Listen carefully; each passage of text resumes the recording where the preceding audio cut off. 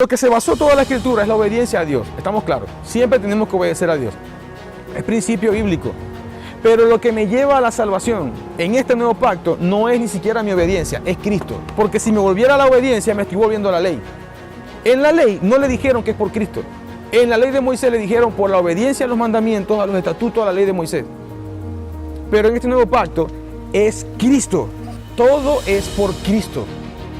Porque si fuera por la obediencia, que sabes que tienes que orar, porque tengo que poner mi mano con aceite y ponerlo sobre él, lo voy a hacer porque dice que por el aceite. No estás dejando a Cristo en la ecuación, lo estás haciendo por la obediencia. Entonces lo mismo que la ley, ve y mata un becerro y esas cosas. Es por tu fe en Cristo que se manifestó la sanidad. ¿Quién nos puede quitar el pecado de encima? En ese juicio espiritual, Jesús sale. Yo acepto, si ella quiere, llevar el castigo eterno de sus pecados en mí. Y entonces, cuando Él se propuso ya desde la cruz, y tú aceptas ese proceso, tus pecados cargan en Jesús. Así que, en realidad, cuando nosotros celebramos la justificación y la justicia de Dios y la cruz, en verdad es un proceso que, oye, suena desatinado de cierta manera para celebrar. Está bien, nosotros estamos celebrando porque es nuestra libertad, pero debería celebrar con solemnidad y seriedad. Porque otra persona fue masacrada de cierta manera en la cruz del Calvario por mi rebelión. Si nosotros pensamos constantemente en lo que Jesús hizo en la cruz, solamente el proceso de justificación tiene que mantenernos a nosotros en una vida de solemnidad y respeto y honra a Dios. No fue cualquier cosa lo que Jesús hizo en la cruz. El Padre derramó la ira de Él, que era para ti, sobre Jesús.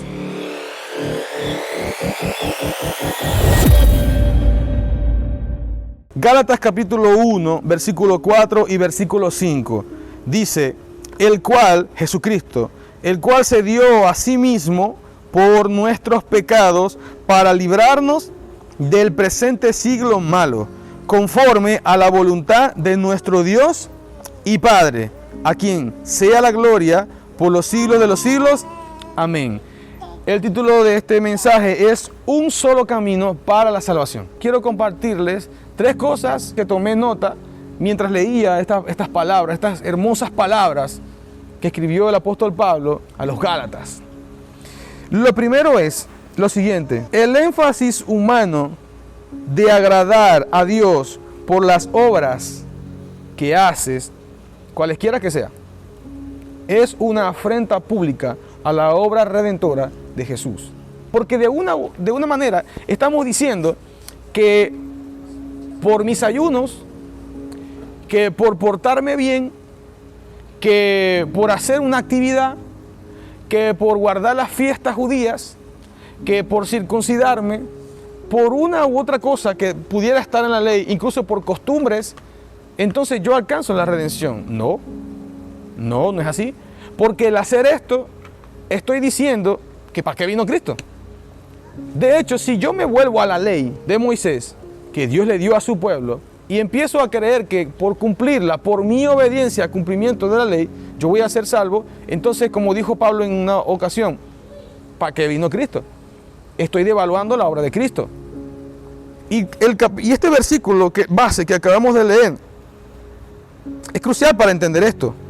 Jesucristo se dio a sí mismo para nuestra salvación. Porque no es porque yo me ponga, y aquí no quiero ofender a nadie en las redes, pero no es por mi vestimenta, no es porque me ponga un velo, porque las mujeres se pongan o se dejen de poner un pantalón, o por una conducta en específico.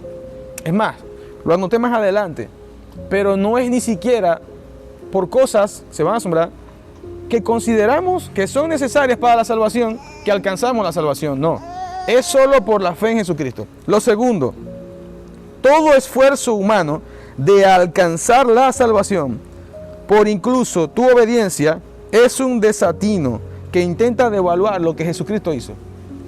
¿Qué está diciendo, Nelson? Tú te estás saliendo de la palabra, no me estoy saliendo de la palabra. Mire, si yo creo que por tu obediencia, incluso a la palabra que está escrita, tú vas a alcanzar la salvación, te equivocaste. No es siquiera por eso. Es por la fe en Cristo. Porque yo puedo ser obediente en cumplir algo de la palabra, estando incluso en el Nuevo Testamento, pero No por eso yo voy a ser salvo. ¿Qué diferencia habría del Antiguo Testamento con el Nuevo Testamento si yo viviera así en Cristo? Lo que se basó toda la Escritura es la obediencia a Dios. Estamos claros. Siempre tenemos que obedecer a Dios. Es principio bíblico. Pero lo que me lleva a la salvación en este nuevo pacto no es ni siquiera mi obediencia, es Cristo. Porque si me volviera a la obediencia, me estoy volviendo a la ley. En la ley no le dijeron que es por Cristo. En la ley de Moisés le dijeron por la obediencia a los mandamientos, a los estatutos, a la ley de Moisés. Pero en este nuevo pacto es Cristo. Miren, la obra redentora de Jesucristo en la cruz fue más que ver a un hombre desangrándose en un madero. Allí ocurrió todo lo que hoy día podemos disfrutar de parte de Dios. Número uno, que no lo anoté, que Dios te escuche, que Dios preste su oído para escucharte, siendo Él Dios y nosotros pedazo de carne y hueso, es solamente gracias a Jesucristo. Todo pasa por Él. Las bendiciones que hoy día disfrutamos, como les escribí otra vez por el WhatsApp, las bendiciones que hoy día disfrutamos, que podamos orar, como viste hoy en la tarde, Karen, que le pusiste la mano, ungiste a tu hijo y recibió sanidad inmediatamente y cobró ánimo y pudo comer y le volvió el apetito. Eso no fuera posible sino por Jesucristo. Todo es por Cristo. Porque si fuera por la obediencia, escuchen esto, que sabes que tienes que orar, escucha esto, por la obediencia, solo voy a orar porque me dijeron que tengo que orar. Porque tengo que poner mi mano con aceite y ponerlo sobre él. Lo voy a hacer porque dice que está hecho, que por el aceite. No estás dejando a Cristo en la ecuación, lo estás haciendo por la obediencia. Entonces lo mismo que la ley, ve y mata un becerro y esas cosas. Es por tu fe en Cristo que se manifestó la sanidad. El Espíritu Santo, el Espíritu del Padre, fue enviado a la tierra para manifestar la obra de Jesucristo. Y allí viene todo el combo. La salvación, la redención, la justificación. Lo que pasa es que hay que profundizar en la cruz. La cruz no solo es un elemento de un palito vertical y un horizontal. La cruz representa todo. El amor de Dios se definió en la cruz. Miren, en la cruz alcanzamos la redención. ¿Saben lo que es la redención? Lo siguiente. En la palabra está escrito, eso está en el Antiguo Testamento definido. ¿Cómo redimirías tú a tu hermano o a algo? Supongamos que Dinoira no tenga cómo vivir, con qué comer, dónde, nada. Ella está como indigente en la calle. Y resulta ser que ella viene para seguir viviendo, no tiene dónde dormir, se vende a Zunilde. Se vende. Entonces ella es sierva tuya. Pero la Biblia decía en la ley de Moisés que un hermano de ella que pudiera, o un allegado de ella que pudiera tener dinero para liberarla a ella, podía pagarte a ti, como decimos aquí, creo que se llama la fianza, la salida de ella y la libertad de ella. Ese proceso de paga se llama redención. Nosotros le pertenecíamos literalmente a Satanás. Y todo el que no recibe a Jesucristo como su Señor y Salvador, le pertenece a Satanás. Digas lo que digas, si te metió en la iglesia y no has recompensado a Jesucristo, le perteneces a Satanás. El príncipe de este mundo, lo dice la palabra. Señor, reprenda. O reprendo en el nombre de Jesús. Y en esa vida, nosotros estábamos en calabozos de prisiones de oscuridad. Por eso la palabra dice que nos saca del lodo cenagoso. Nuestra vida estaba hundida en el charco del pecado, en la pudrición, en el infierno. Estábamos aquí en la tierra, pero tu alma estaba encadenada. Le pertenecías a alguien, al pecado. Pablo dice que tú te vuelves esclavo del pecado. Si lo practicas, ese es tu Señor. El que le sirve el pecado es esclavo del pecado. Sírvele a Dios, conviértete en esclavo del Señor. Ahora bien, en siervo del Señor. Jesucristo, con su sangre, va y pagó el precio a la muerte, a las tinieblas, y nos sacó de allí. De ninguna manera, ninguno de nosotros teníamos algo que dar, ni económico, ni por servicio, ni de nada, para salir de la esclavitud en la que estábamos. Solo Cristo. Por eso, en Cristo vino el proceso de redención. Solo Él tuvo algo con que pagar, su propia sangre. El versículo 4 dice que Él se dio a sí mismo, es decir, Él se entregó. Y la sangre, por la presión ejercida en su cuerpo, a través de todo el proceso que llevó, se liberó sangre preciosa, real, que tuvo, miren el alto costo de Jesús en la cruz. Alguien que ni siquiera llevó un pecado encima para llevar la culpa de todos nosotros. Esa sangre inmaculada fue lo que pudo pagar el precio de nuestra libertad. Ese proceso se llama redención, el pago de tu salida de la esclavitud. Ya no le perteneces a Satanás. No le perteneces a la enfermedad, ni a la miseria, ni al pecado, no le perteneces. Incluso si hubo pacto sobre ti, satánico y todo eso, no le perteneces. Cristo rompe todo ahí. Si tú sigues abriendo puertas, ok, es tema tuyo. Pero Cristo rompe toda maldición en ese momento. Entonces, miren que llegamos a Dios por Cristo. La redención es por Él.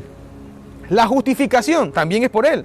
¿Saben lo que es el proceso de justificación? Cuando leemos la palabra de Dios, necesitamos la sabiduría del Espíritu Santo para comprender lo que estamos leyendo. Y no leer un libro, sino leer una verdad. Eso está en Romanos. Nosotros fuimos justificados en Cristo. ¿Saben qué significa justificados? Alguien tiene que pagar. La justicia de Dios, alguien tiene que pagar. Dice la Biblia que todos pecamos y estamos destituidos de la gloria de Dios. Pero ¿qué pasa? ¿Quién nos puede quitar el pecado de encima? En ese juicio espiritual, Jesús sale. Yo acepto, si ella quiere, si él quiere, si ellos quieren, llevar el castigo eterno de sus pecados en mí. Y entonces, cuando él se propuso ya desde la cruz, y tú aceptas ese proceso, tus pecados cargan en Jesús. Así que, en realidad, cuando nosotros celebramos la justificación y la justicia de Dios y la cruz, en verdad es un proceso que, oye, suena desatinado de cierta manera para celebrar. Está bien, nosotros estamos celebrando porque es nuestra libertad, pero debería celebrar con solemnidad y seriedad. Porque otra persona fue masacrada de cierta manera en la cruz del Calvario por mi rebelión, por tu rebelión, por tu falta de respeto a la ley, a la palabra de Dios. Incluso seguimos faltando el respeto, estando y asistiendo a la iglesia con esa irreverencia a Dios, no solo en la iglesia, en nuestra vida de lunes a lunes, porque desconocemos de lo que sucedió ahí. Si nosotros pensamos constantemente en lo que Jesús hizo en la cruz, solamente el proceso de justificación tiene que mantenernos a nosotros en una vida de solemnidad y respeto y honra a Dios. No fue cualquier cosa lo que Jesús hizo en la cruz. ¿Sabe? El Padre derramó la ira de Él, que era para ti, sobre Jesús. Jesús vivió la vida que tú y yo no podemos vivir. Y Él murió la muerte que tú y yo no podemos morir. Por eso a Él es la gloria por los siglos de los siglos. Y en la cruz ocurrieron muchas cosas que no nos alcanzaría el tiempo en el video y en la clase. Se extendería mucho para hablar acerca de lo que sucedió en la cruz. Pero voy a tocar un tema más. Antes de soltar el segundo y tercer punto terminamos. La santificación. Todo esto tenía un plan, un propósito. Él nos santificó en Él. ¿Saben qué significa santificación? ¿Saben lo que significa santidad? No es que te prendan una vela, que tú seas santo. Es que Él te apartó para Él. Eso significa, en otras palabras, decir que has sido santificada, Sandra, es que Dios te apartó para Él. No para que sigas viviendo en el pecado. Él te apartó para que vivas en Él, con Él y para Él. Entonces, imagínate, cuando nosotros pensamos que por nuestras obras es que las cosas fluirán y llegaremos al cielo, por ser bueno en esta tierra voy al cielo, estamos desatinados, porque estamos diciendo que todo esto que pasó en la cruz no tuvo valor. Tercero, lo único que necesitamos es tener fe en la persona de Jesucristo, el Hijo de Dios. Entonces, fíjense que todo lo que la Biblia dice respecto a alcanzar la salvación se resume es en la fe en Jesucristo. En eso. Pablo lo dijo, tú puedes dar todo a los pobres, dar tu vida, hablar todas las lenguas humanas y angelicales, pero tú no tienes amor, tú no tienes la fe en el Hijo de Dios, de nada vale. Habremos perdido el tiempo. Incluso si yo desgastase mis días predicando, adorando al Señor, cantando, grabando miles de álbumes, de CDs, decimos, de canciones, ni siquiera por eso alcanzaré la salvación. Puedo ser el mejor papá del mundo y no es por eso que voy a alcanzar la salvación. La alcanzo por Cristo. Todo tiene que señalar y centrar a Cristo. Tu sanidad va a venir por Cristo. La respuesta a tu pregunta viene por Cristo. La dirección de nuestra vida, de lo que tenemos y debemos hacer, viene por Cristo. El que el Espíritu Santo haya sido impartido para que habite dentro de nosotros, no hubiese tenido esos sentidos si no fuera por Cristo Jesús. Todo es por Él. Por eso, solo hay un paso para la salvación, nada más. Un solo paso, se resume tu vida, la fe en Cristo. Cuando tú tienes fe en Cristo, todo lo demás tiene sentido. No es que solo la fe y no hay obediencia a la palabra de Dios. El número uno es la fe en Cristo. No es solo la obediencia. Si es solo la obediencia, estamos bajo la ley. Si es solo la fe, somos una religión. Es la fe en Cristo y la obediencia a la palabra de Dios. Y todo lo demás tiene sentido. Ese es el orden bíblico. Capítulo 1, versículo 20 al 21. Hablando acerca de que el propósito, el plan redentor de Cristo fue el plan de Dios desde el principio. Aquí nos dice que Jesucristo, miren, fue destinado desde antes de la fundación del mundo, desde antes de crear el mundo.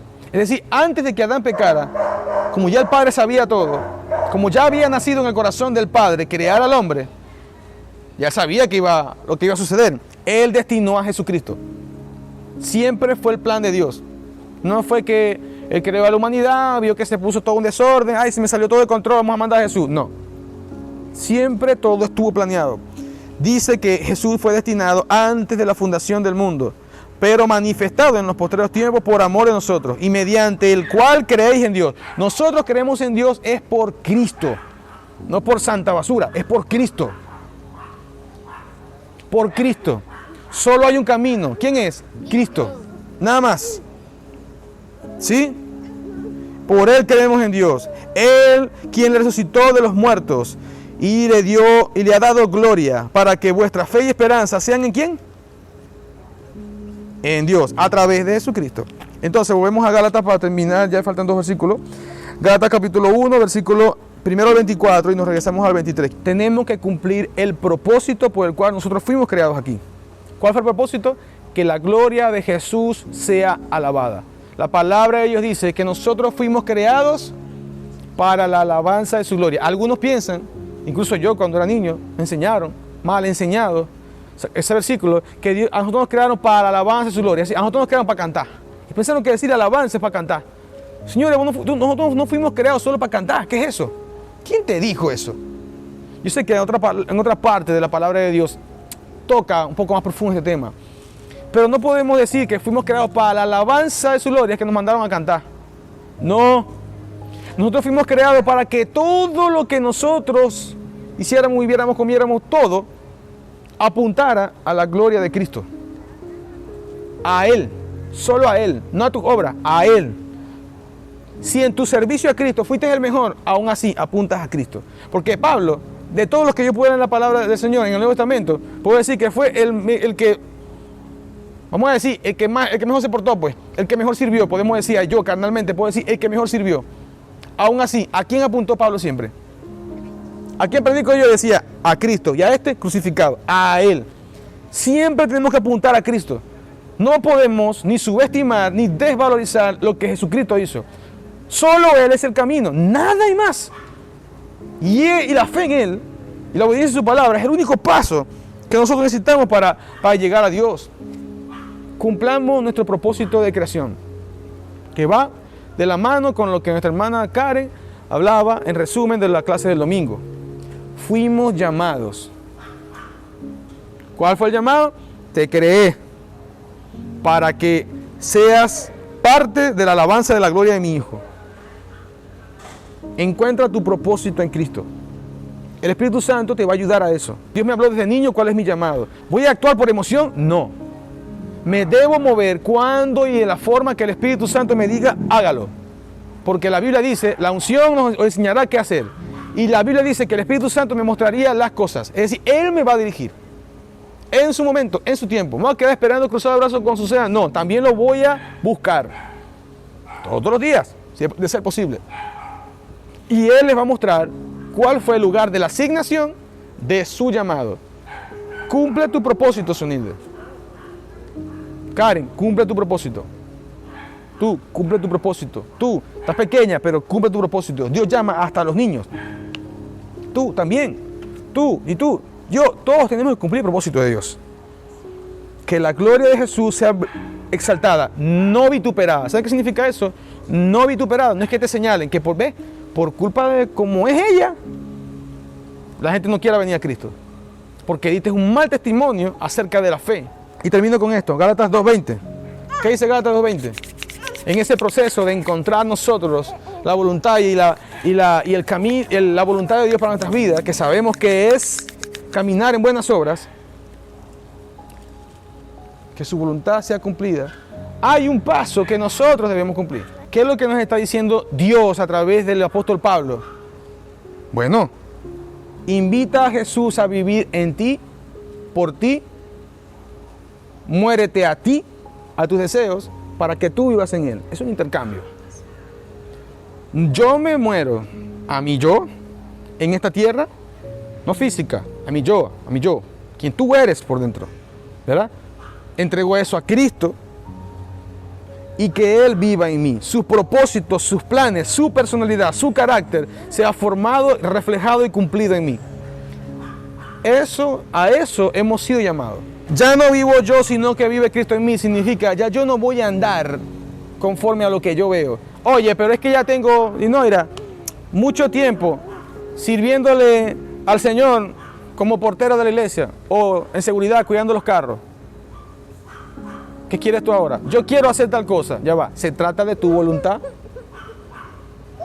¿Acaso para Dios, tú estás viendo con los ojos de Dios y ya Dios escatimó que pasaste el tiempo de estar allí? Dios sabe cuándo movernos. Y les hablaba en la clase pasada, miremos a Absalón, se movió fuera de tiempo, a él le tocaba el trono, pero se movió fuera de tiempo, quiso moverse en un lugar que Dios no lo mandó y de tomar un mandato en el tiempo que no lo mandaron. ¿Y qué pasó? Se convirtió en enemigo de David. Al convertirse en enemigo de David, Dios le dio una palabra: David, todos tus enemigos te los voy a entregar. Su hijo se metió en el saquito y la bolsa de los enemigos de David. ¿Y qué pasó? Pereció. Termino con esto, ya terminé. Desde el capítulo 1, versículo 6 en adelante, nos dice algo que sin el capítulo 2:20 se nos va a hacer difícil vivir y soportar. Miren, hasta en la congregación, en nuestro trabajo, en nuestra vida, en todos lados, siempre puede haber o personas, o espíritus, o nosotros mismos en nuestra mente, que nos hacen o nos quieren hacer escuchar y vivir cosas que Dios no nos está enseñando. Te ponen la mirada en el hombre, mira, te ponen sueños. Y esas revelaciones tú lo conviertes en doctrinas y como en tu camino, como si eso fuera la dirección y por encima de la palabra de Dios. Me voy a mover fuera de tiempo. ¿Por qué te estás moviendo? Vamos a poner un ejemplo muy común de ataque del diablo. Se te muestra una visión. Supongamos que Dios mismo te mostró algo que está sucediendo en el pueblo. Supongamos que fuera verdad, que Dios te está hablando proféticamente y mostrando la actitud de tu líder, de tu pastor, de pecados escondidos, qué sé yo. Porque la mayoría de las veces, o muchas veces, no va a ser Dios que te está diciendo eso. Es el diablo metiéndote cizaña. Pero supongamos que aún así sea Dios. Entonces, ¿qué dices tú? Me tengo que ir de aquí. Me voy de la iglesia.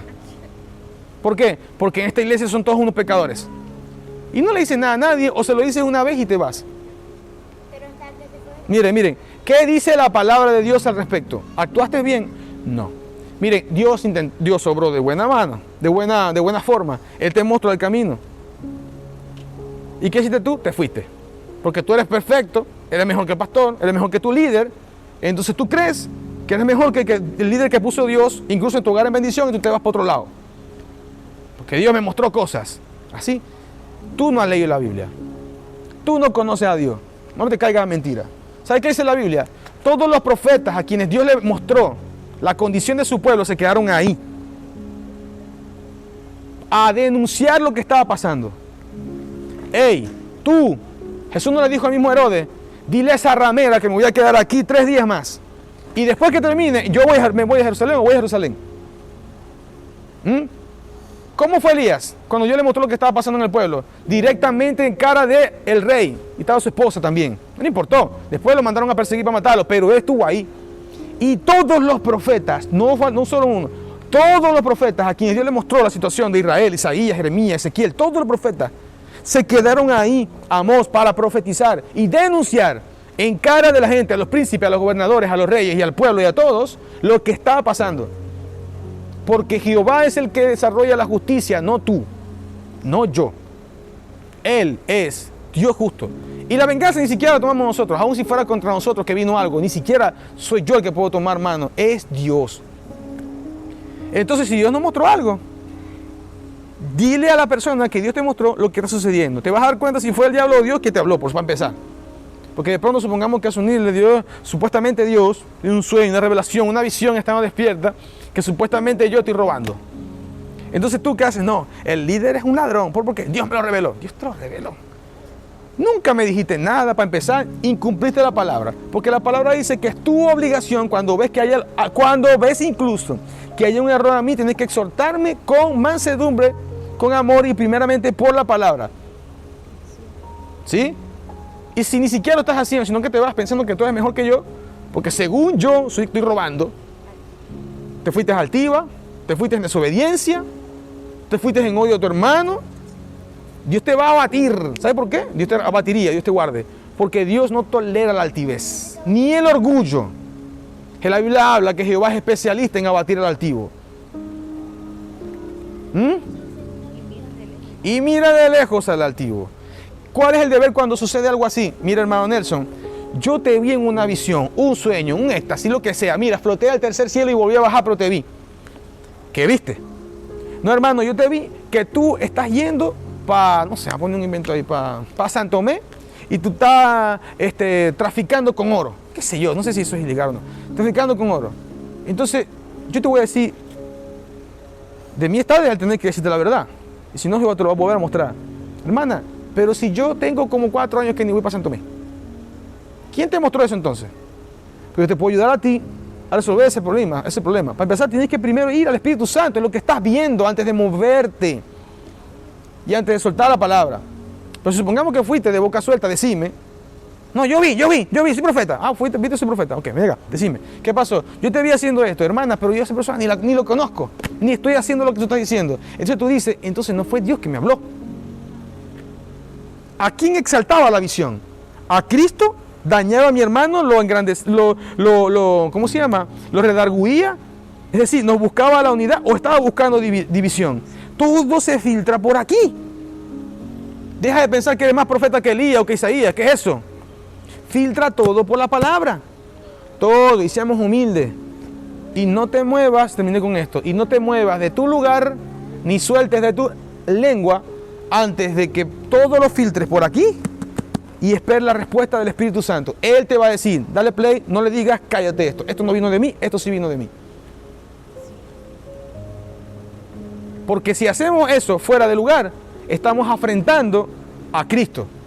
Y tenemos que buscar que todos miren que eres el centro de nuestra salvación. Solo hay un paso para la salvación, Cristo. Y solo hay un camino. ¿Quién es? Cristo Jesús. Que Dios le bendiga.